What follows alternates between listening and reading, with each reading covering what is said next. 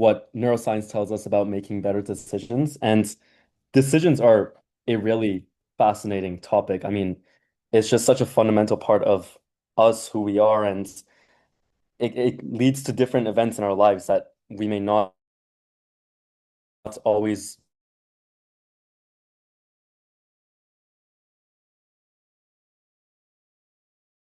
get a glimpse of how many decisions you make. I mean, and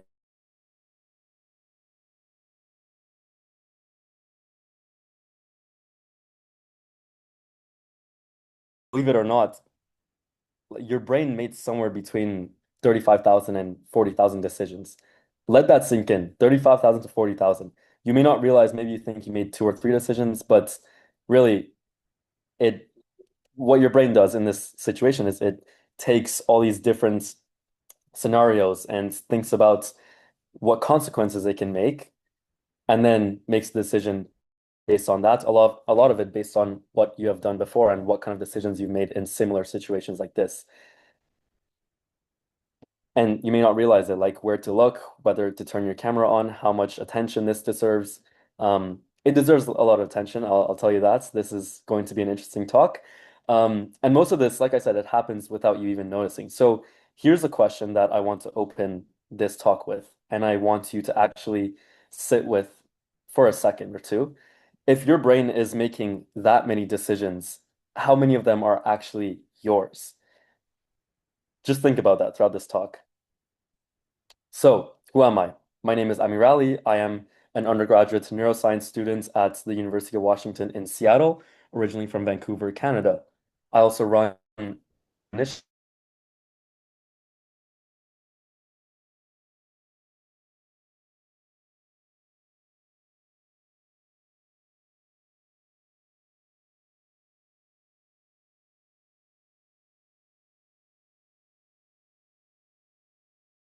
in how I move through my own life is how understanding the brain can genuinely change the way that we make choices, in life and um, in other areas.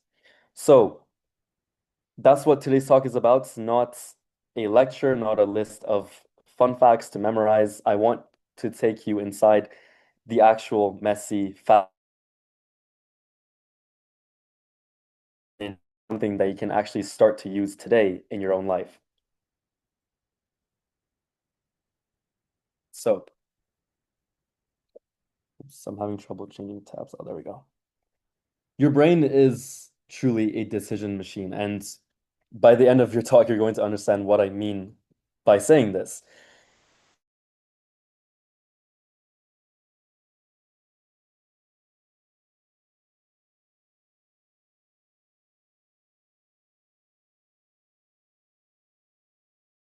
And making smart choices, no matter what it is. And that's not actually what's happening, and it's not even close to what is happening. Decision making in the brain, it's very distributed. There are multiple regions running in parallel, all with different priorities, all competing for influence.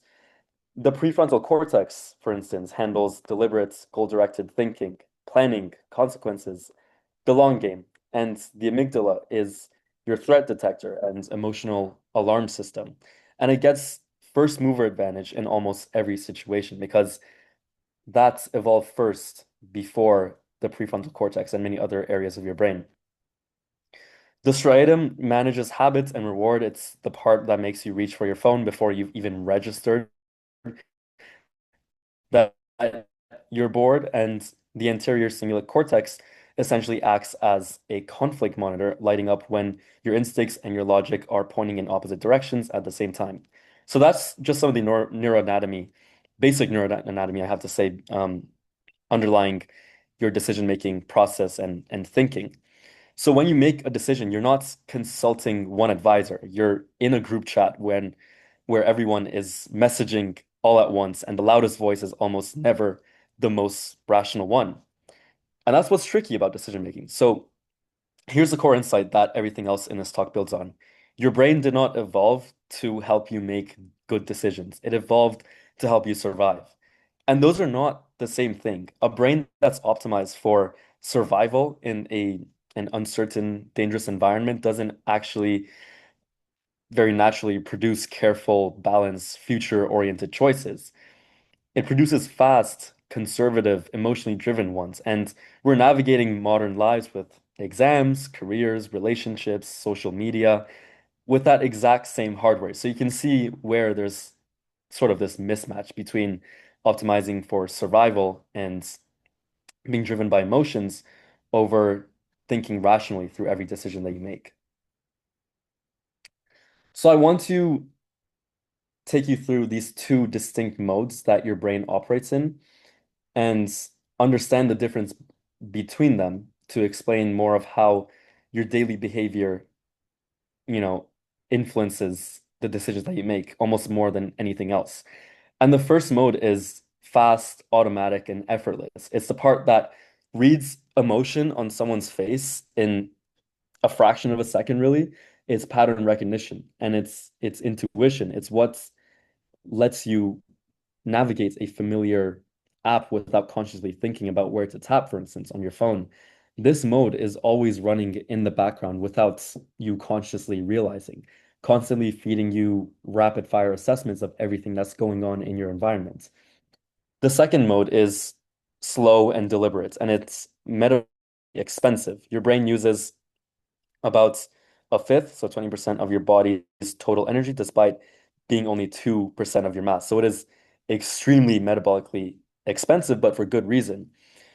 Deep analytical thinking is the most costly part of this, so your brain rations it aggressively.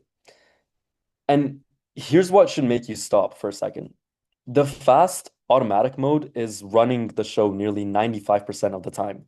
The majority of what you consciously um, experience, reasoned decisions, are actually your brain building a story after the fact to explain something that it had already decided before. And brain activity is, the ones that's associated with action. It begins hundreds of milliseconds before conscious awareness even catches up. So your awareness is often the narrator, not the author of it all.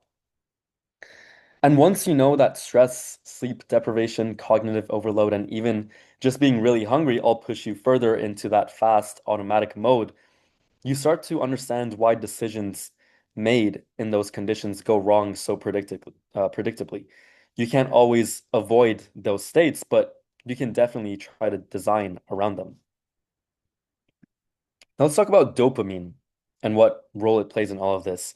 Because I promise almost everything you've heard about it is missing the most interesting part. Popular culture, as you've probably seen through social media, has spent years calling it the pleasure chemical, the reward neurotransmitter, the reason things feel good. But that framing is incomplete. Dopamine is primarily a prediction signal. Your brain is constantly running modes of what's about to happen based on past experience. And when reality turns out better than expected, dopamine fires. On the other hand, when it turns out worse, dopamine drops. So when it turns out exactly as predicted, what happens? Nothing. Flatline. No dopamine produced. And there's also no drop in dopamine levels. So dopamine is about surprise in the direction of reward. And here is where it gets genuinely wild. The signal fires most strongly during anticipation, the moments just before you found out, um, something new about anything that it is. It could be like a new fact or a new way to feel something. And that uncertainty itself is what drives this entire dopamine system. It's the not knowing. And this is what media often doesn't tell you. This is why gambling, for instance, is so neurologically captivating. Unpredictable rewards generate far stronger dopamine responses that you don't see in consistent ones. Your brain essentially goes electric with uncertainty, and this is not a coincidence in how social media is designed.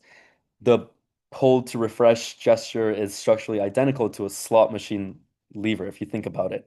So you don't know what you're going to find, and your dopamine system was built over, of course, millions of years of evolution to respond intensely to exactly that kind of setup. And this is why it's so easy to, spend 3 hours on your phone and feel completely empty afterward because the dopamine was in the reaching for it. In those first few seconds of novelty, once you're deep in and there's nothing new, the signal fades. You're not chasing pleasure anymore, you're chasing the prediction of it.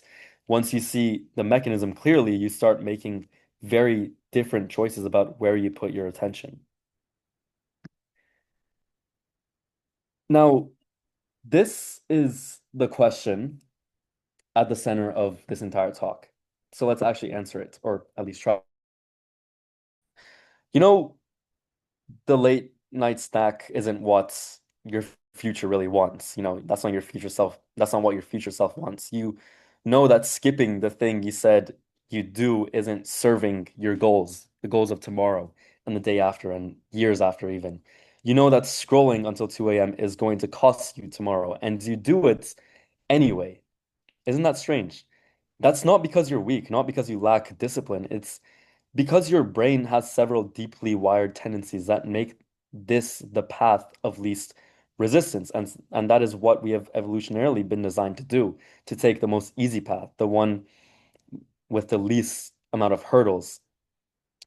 And the first is present bias. The brain places dramatically more weights on immediate outcomes over future ones. That snack,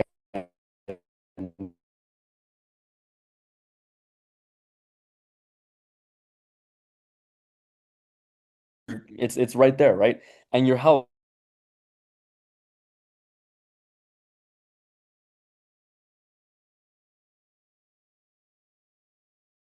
your emotional core alongside your rational planner.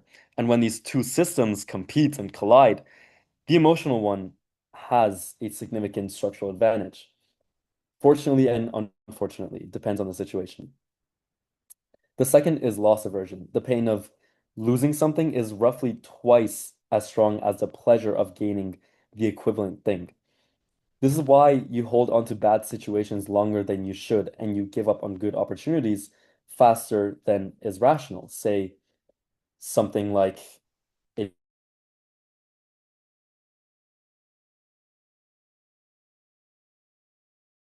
want to continue to try to keep the business alive, even though it's bound to fail, and you're essentially wasting your time, trying to keep the business alive.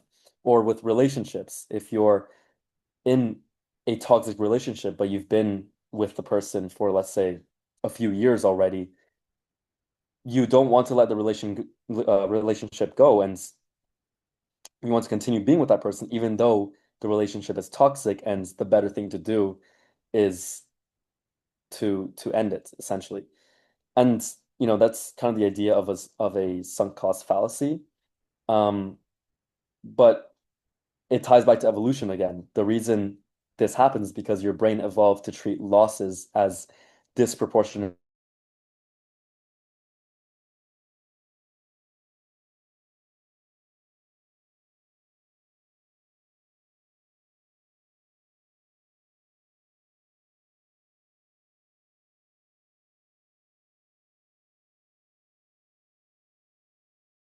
Something, you know, instead of letting it go and losing it, um, is often the better thing to do because again, it ties back to how much investment and effort you've put into something, and you just don't want to lose that thing so bad that even if it's hurting you now, you still don't want to let it go just because your brain has been designed to treat losses as extremely catastrophic. And then there's something I find genuinely fascinating. Neuroscience research has shown that when people think about their future selves, the brain activates many of the same regions associated with thinking about strangers, not yourself, someone else. So when you push a cost onto your future self, you're not really betraying yourself. You're asking a person your brain barely identifies with to pick up the tab. And these are not personal failures, none of these are, but they are predictable outputs of a biological system. So once you see them that way, through that perspective, you stop blaming yourself and start designing smarter systems for your life to revolve around. Now, I want to make this idea clear that emotion is not the enemy of reason. We need both. We truly do. And I think this is especially something that is common in science communities, and it genuinely does harm because we are told to be rational, to move through every decision that we make rationally, to remove emotion from decision making, to think and not feel. And I mean, maybe that sounds correct on the surface, but it's not what the neuroscience says. You cannot just remove emotion. That is pretty much impossible to do because emotion is so deeply ingrained in how our brains are wired. And it's the system that evolved first that you cannot just remove it entirely and let your logic take over everything. Now, there's a well-documented group of patients in the literature for this topic who suffered damage to a specific region of their prefrontal cortex. Their intelligence was completely intact. Their memory, language, and reasoning abilities were normal by every measure, but their ability to make decisions essentially collapsed. Choosing what to eat could take hours. Scheduling a simple appointment became an endless loop of analysis with no resolution. Why? Why was this observed in the literature? Because the damage disconnected them from their emotional responses. They could analyze every option, but there was no signal telling them which option actually mattered the most. And this produced one of the most important ideas in modern neuroscience, that emotions act as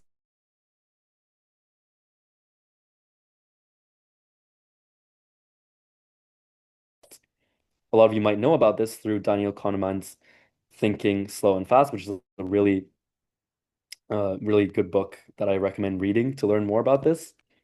But in this case, I mean, when when you try to guide your decision making through emotions, before your slow, deliberate reasoning even gets involved, it narrows the field, really. It weighs the options differently. It tells you quickly what's worth caring about without giving you time to actually think through every option properly. And that gut feeling is not mystical or irrational. It is pattern recognition that your nervous system has encoded from every similar situation you've ever been in before. It is compressed experience,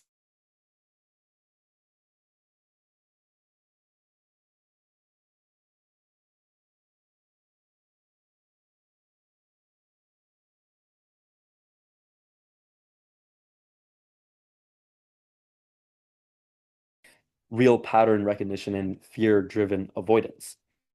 The best decisions happen when emotional and cognitive systems are working together, not when one is trying to override the other. So you really know you need both. Don't listen to all the people who say you just need logic and, rationing through every decision. You need both emotion and logic to make the best decisions without one overriding the other. Now let's talk about habits because habits are where real behavioral change lives. It's not in something like motivation, it's not in willpower, it's in the wiring itself. When a behavior gets repeated, consistently in the same context, paired with some kind of reward, your brain eventually begins to start, treating the entire sequence as one unit. At that point, the behavior transfers out of your prefrontal cortex and into the basal ganglia, a deep region inside the kind of the center of your brain that operates largely outside of your conscious awareness. And that is why habits feel almost automatic. At the neural level, they really are automatic if you think about it. And the brain does this because it's efficient. Automating a repeated behavior frees up cognitive resources for things that are actually new and complex. And it has to be efficient because, again, it uses 20% of your energy. But the same mechanism that makes good habits effortless also makes destructive ones incredibly hard to shift. So that's the key to keep in mind. Every time a habit runs, the synaptic pathway associated with it gets physically stronger. And this is long-term potentiation, which you may have heard about if you've read about neuroplasticity, and it's the cellular mechanism that underlies all of learning and memory. So a habit is not just a behavior, it is a structural feature of your brain.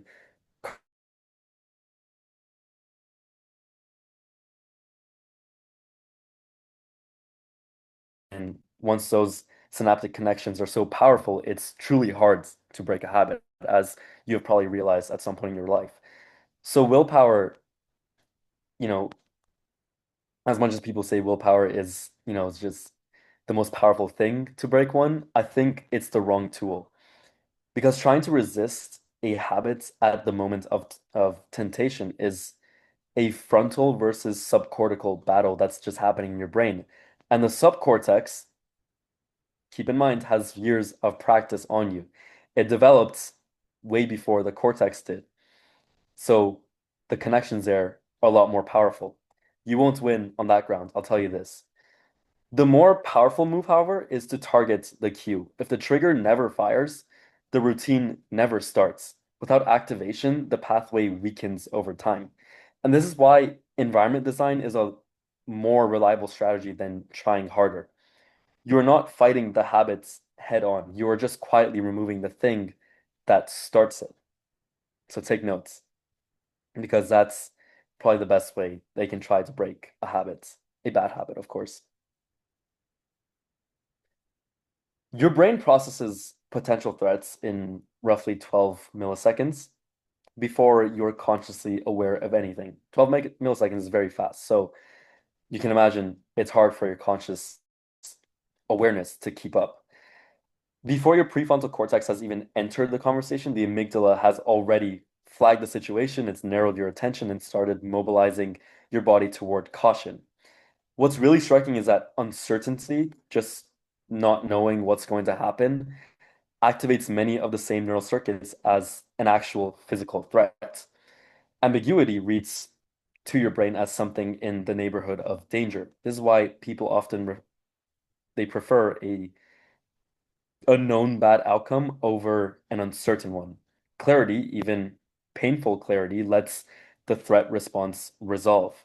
So open-ended unknowing keeps it running. And then there's this chronic stress, um, what chronic stress does to your brain structurally, because it has probably more powerful effects than you imagine. Sustained elevated cortisol causes measurable changes in the prefrontal cortex.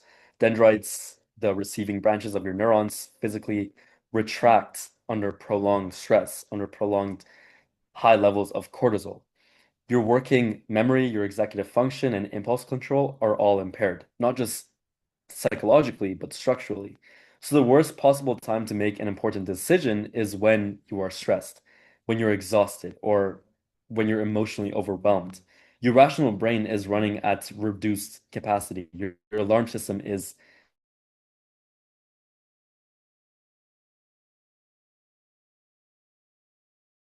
decisions in advance.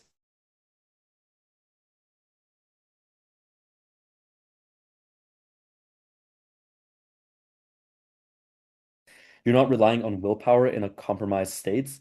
You're relying on a decision you already made when you were actually thinking clearly and in a low stress environment. So that's a very important thing to keep in mind again. And if you believe you are a rational, unbiased thinker, most of us do, to be fair, to some degree at least, the neuroscience would respectfully but firmly push back on this, because every human brain carries cognitive biases, systematic, predictable distortions in how we process information. And they are not random. They trace back to specific neural mechanisms. They are features of a brain.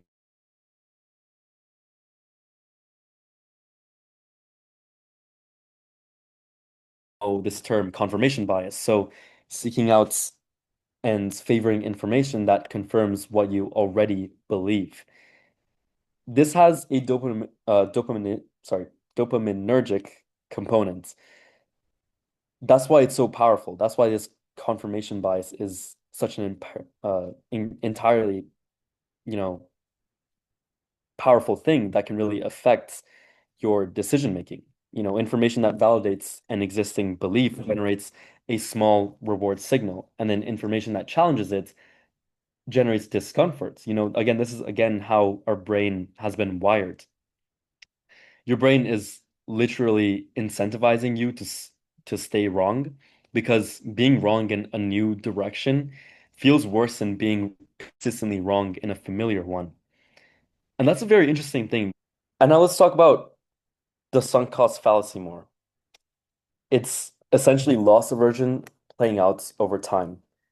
You keep investing in something, like I said, a project, a relationship, a decision, whatever it is, because of what you've already put in, even when the rational move is to stop.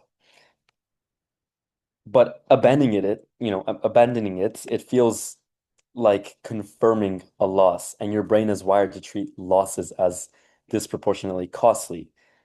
Why? Because again, that's how it has been wired. And that's why, I'm sure all of us here, we hate to lose. And this is part of that because it's your brain interprets losses twice as costly. Or now the availability heuristic is another very important thing here. It's a memory retrieval effect. Vivid, emotional, recent events are cognitively accessible, so they feel statistically more likely than they actually are. And this is why people dramatically overestimate, dramatic, memorable risks and underestimates quiet, boring, statistically significant ones. These are not character flaws. They're absolutely not. They are,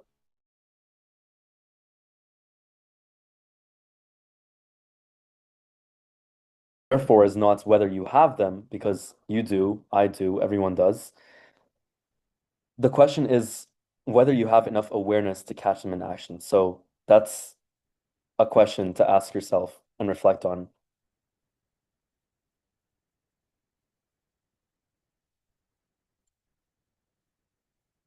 Now, neuroplasticity, I'm sure if you're a neuroscience geek, it's probably one of your favorite topics, and we're going to cover it a bit here. Everything I've said so far could sound like a case for giving up. Your brain is biased. Your habits run on all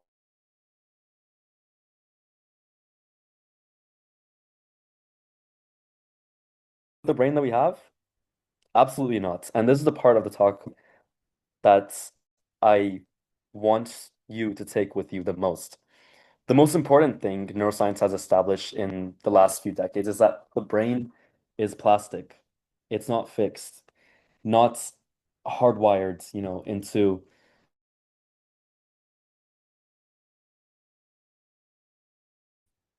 changing in response to what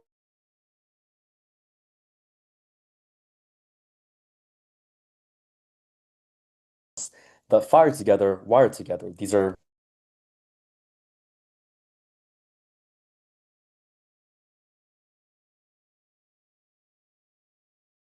enough times and the pathway deepens. You are actively sculpting your brain through your behavior, whether you intend to or not. And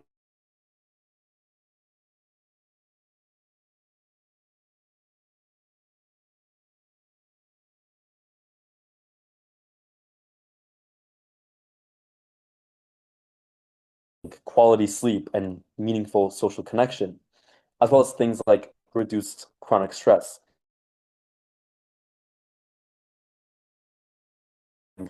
In neuroscience, all of it requires sustained intention. For decision making specifically, this means something concrete. Every time you pause before a reactive decision, you are strengthening the circuitry thought. Every time you catch a bias and correct it, you are building a skill, an extremely useful skill. Everything that you do, and every time you override an impulsive choice with an intentional one, instead of reacting to something without,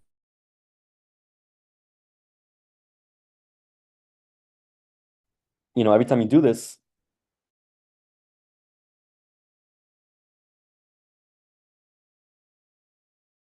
emotionally charged,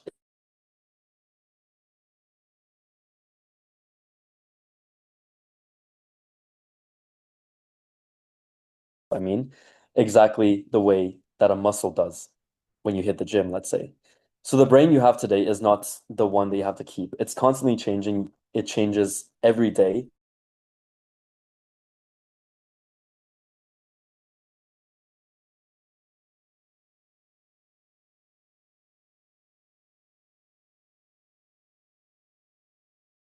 More capable.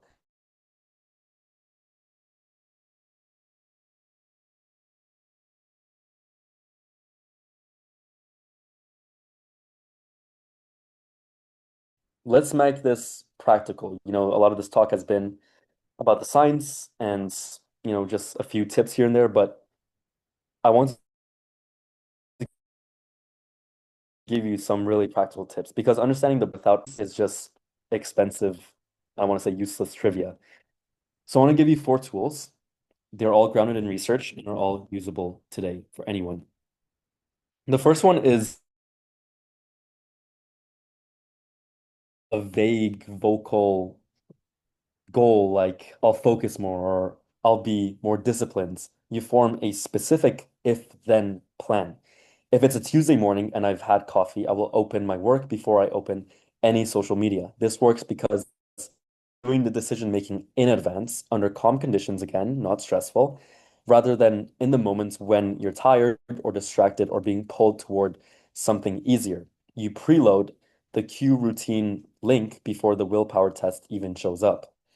The second is temporal distancing. When you're facing an emotionally charged decision, project forward and ask yourself, how will I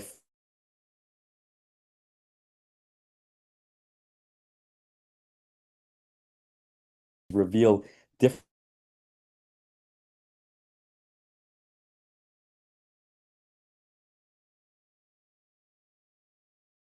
meanwhile, often deflates urgency that often that feels enormous, but it actually isn't. It's not as deep as you think it is.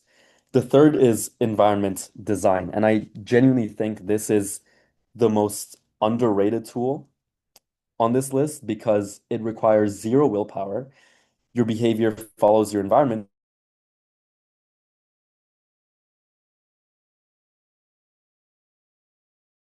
Better put it in a different room. Put the thing you want to do first in the place where you'll see it first. You're, by doing this, you're reshaping the cues your brain encounters, which reshapes the behaviors that follows. You're not fighting your defaults, you're changing them. And the fourth and last one is the metacognitive pause. So metacognition, as you may know, it's thinking about your thinking, which is incredibly powerful. It's very philosophical at the same time. So before any significant reactive decision, wait 10 seconds. It sounds simple because it really is. But neurologically, um, even a brief pause gives your prefrontal cortex a window to partially reassert itself over the limbic response. It interrupts the automatic. Practice consistently, it builds the habits of noticing what your brain is doing, being the observer, not just a passenger. So just let that slide first. Let that, sink in for a sec. Think about your thinking and you can observe what your own brain is doing. Being able to do that, it's not a very easy skill, but it can easily be honed over time by practicing it consistently. Because if you can think about your thoughts, why you think what you think, how you think what you think, like what drives your thoughts in different situations, when you notice what your brain is doing, that can help you make a lot more informed, more powerful decisions and can help you get to know yourself better as a person and the kind of things that you want to prioritize in your life. Now, I want to close with something that I keep coming back to. We treat neuroscience like it's a field that studies other people only, like we're looking at brains behind glass. But everything we've covered together today is about you. It's about your dopamine, your amygdala, your habits, your biases, your plasticity. This is not abstract. This is you. It's about you. You are not separate from your brain. You are your brain. And your brain is essentially you. And also, somehow, it's the thing that can observe it. That strange unresolved paradox sits right at the center of consciousness. And I think it's worth sitting with rather than, rushing past and ignoring it. Now, here's what I know. Understanding your brain does not diminish your agency, it expands it. So when you know your prefrontal cortex is compromised by stress, you protect your decision making by protecting your sleep. When you know that present bias is wiring you to betray your future self, you design systems that compensate for it before the moment of temptation. When you know that confirmation bias is slowly closing your mind, you can practice holding your beliefs a little more closely, um, more loosely, I should say, actually. And every decision that you make is a vote for the kind of brain that you're building. Repetition wires, attention shapes, environment sculpts. You are both the architect and the architecture at the same time. And that is such a powerful thing to realize. I started by asking myself how many of our 35,000 daily decisions are actually mine. And I did this because I believe the more you understand about the brain, about your own brain, the more of it you can be. Um, and essentially, the better you understand the way that you think, the better decisions you can make that can inform different areas of your life a lot better and in a way that will make you more successful in the future, make you more informed of how to react and what sort of choices to make under pressure in different situations in life. And again, this is a skill that has to be practiced over and over. But thanks to how plastic your brain is, it's not as hard as you think. If anything today sparked a question in your minds, I'd love to hear it. Otherwise, thank you all. Gracias a todos.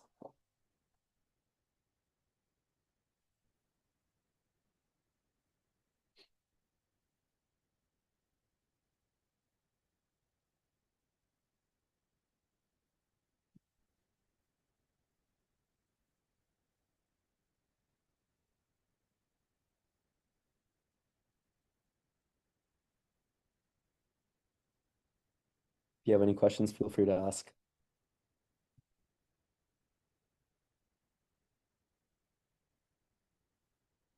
Thank you. Thank you all for being here. Yes, Tirsa, do you have a question? Yeah, thanks. I think that is an interesting topic because I love the that you say about the decisions, and I want to say, do you think you could give us some recommendations or how to pursue or find opportunities in neuroscience, especially when we are young, or how did you get into neuroscience or something like that? Yeah, can you repeat the first part of your question? Okay, Yeah. sorry. Do No, you no think? worries. Yes, sorry. Do you No worries. think you could give us some recommendations or on how to pursue or find opportunities in neuroscience, especially when we are young? Or how did you get in neuroscience? That's a great question. How I got into neuroscience personally, I mean, how I got interested in it was I was in high school. I took a biology class. Um, and one of the topics, one of the units that we had was about neuroscience. And honestly, I didn't think, like, I knew I wanted to do something in science, but I didn't think neuroscience was my kind of thing. But then after, taking that unit, a lot of the lessons and, learning a lot about neurons and the brain and the nervous system, I was so incredibly fascinated that I started to think, I mean, while it is incredibly hard and complex, it's a very, very complicated field. And it takes a lot of mental gymnastics to understand every sort of concept in neuroscience. Um, I thought, I mean, it's just such a open field in the sense that there's so much yet to discover. And I'm very big on research. I love doing research. And I knew that in a field like neuroscience, there's a lot of research that I'll be able to do. So that's kind of what sparked my interest in it from high school and then why I applied for neuroscience programs going into university. And I think for young people, if you're in high school or early undergraduates, like university even, the best ways to pursue opportunities would be through your university if you're already in university. Look for competitions, perhaps something like Brain Bee, like what we're doing now, um, and talk to, people in the field, researchers at your university who are in the field, because as far as I know, like every university probably has some kind of neuroscience department or something similar. And they can, share a lot of opportunities that you can get involved in, both research, getting into labs, internships, um, even potentially startups to work for. And also they can offer mentorship from older students in higher years who can teach you a lot about neuroscience and how to perform research in neuroscience. And if you're in high school, I mean, if you're not in university yet, you can try to look for a local university and try to find a lot of opportunities through there. I think that's the best place if you're trying to look for something more locally. And as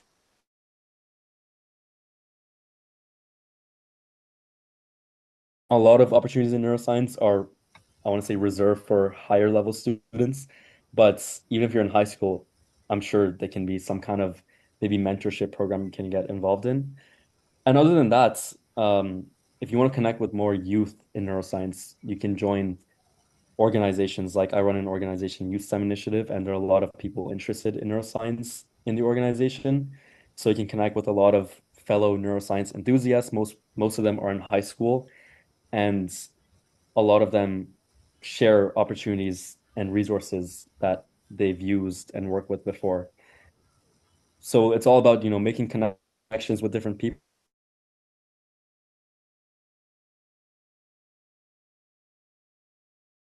opportunities, whether again you're in high school or university, doesn't matter.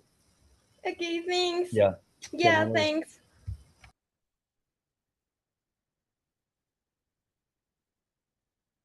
Are there any other doubts or questions or comments that you want to give to Amreli?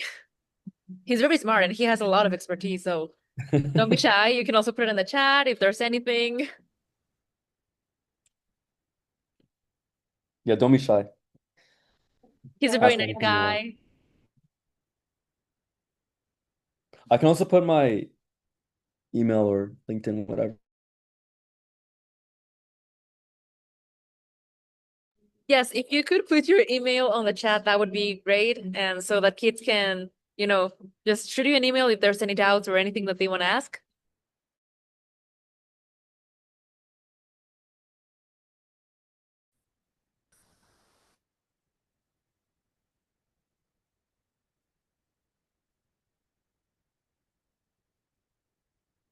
I just shared my LinkedIn and email if you have any questions about anything.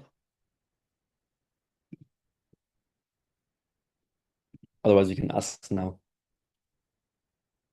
I'm also going to share it with the kids on the chats in case someone couldn't. If you have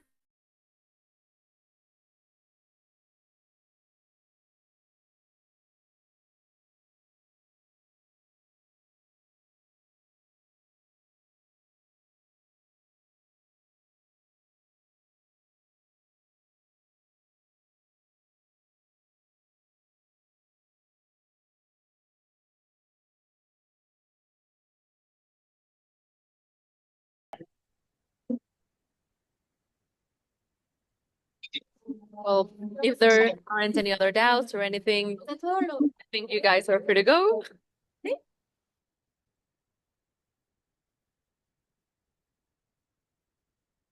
Okay, yeah. If you have any other questions, if it popped up later in your mind, just send it to my email or connect on LinkedIn, message me, whatever. I'm open to answering any of them. Thank you so much, Amarali, and thank you so much for Thank you being so much. here and for your time and for all this incredible knowledge. And Of I, course. I A really pleasure. love that the kids interacted with you and that they were able to ask you questions. My pleasure. My pleasure to talk to you today. And thank you, Carol, for inviting me to this. I hope to do it again soon. Yes, we would love to have you again. Thank you. Thank you. Well, I think creo que ya se pueden ir, chicos. Ya no los detendré más tiempo. Thank you. Bye. Thank you. Bye bye. Have a good one. Buenas noches. Muy buen español, Amiral. Gracias, gracias. Adiós. Nos vemos, Amiral, y muchísimas gracias. Gracias.